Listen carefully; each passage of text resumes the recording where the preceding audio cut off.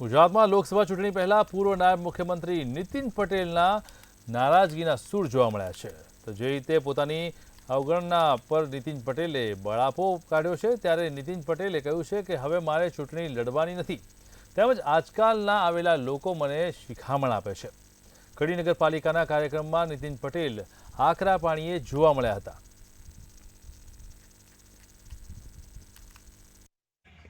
અને આ વખતે ચૂંટણી મેં કીધું ભરતને કંઈક મદદ કરો, કે ભરત ના ચાલે. લો, એટલે ભરત ના ચાલે કોણ ચાલે? તમે આજકાલના આવેલા, આજકાલના કડીને જાણતા થયેલા, કડીમાં તમને કંઈ ખબર નહીં, એ તમે અમને શિખામણ આપશો?